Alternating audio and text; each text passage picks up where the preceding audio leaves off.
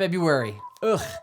Here in St. Louis, we've got snow on the ground. It is cold and gray and dark outside. What do we take photos of? Well, I'm going to share with you a couple things that I think you should be taking photos of this month. Let's get into it.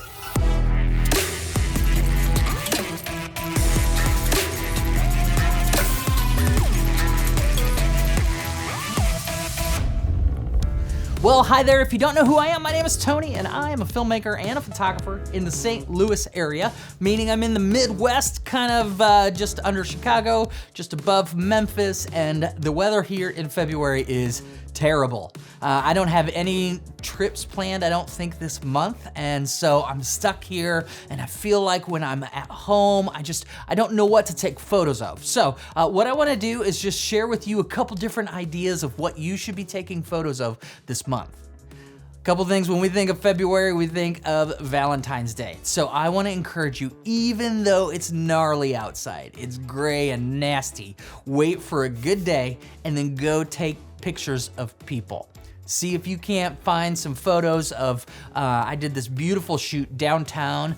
If you live in rural, go to your historic downtown and take photos of a couple, maybe bring one rose and just go have fun taking photos of them. That's a really easy idea.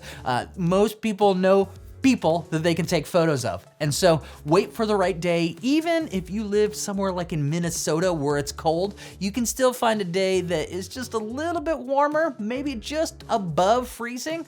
And you can probably find a couple, even if you do it for free, that will want some good, fun, snowy pictures.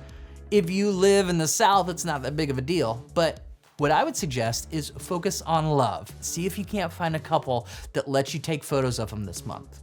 Okay, another thing that you can focus on if you're stuck inside, if you hate the cold, if you hate the gray, gloomy weather that we have in the Midwest, focus on taking pictures of things in your house.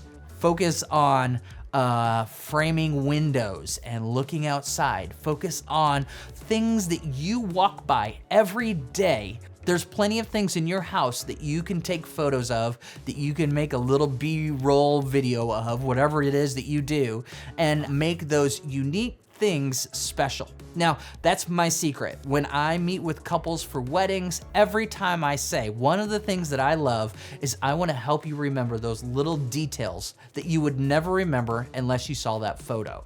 And so one of the ways that you can practice this is do this in your house.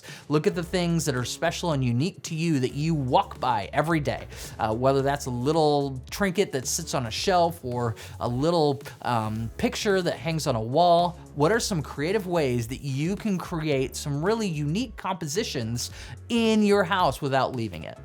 And then the third thing that you could take photos of is, self-portraits. I know that sounds really weird, but when you're in your house, use natural light, turn off all your lights, and figure out a way to take interesting, dynamic photos of yourself.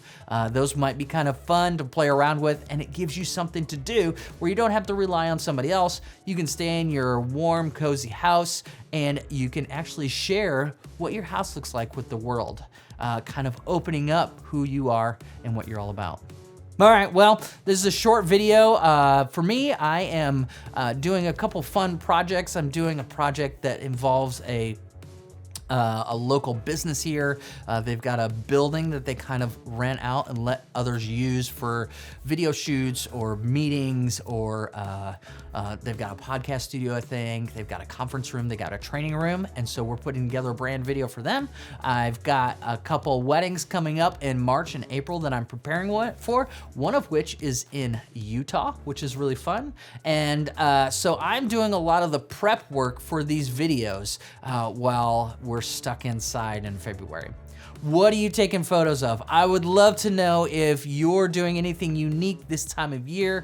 Are you taking photos of the snow, of the trees? Are you getting out and hiking? What are you doing? Are you at home? Leave comments in the comment section about what you think we should be taking photos of this year, and make sure to subscribe if you haven't already. Now, if you want to learn more about your cameras, I've got a video that's exactly for you. Now, it's called the camera settings for EOS R6, but they apply for everyone, so go watch that video.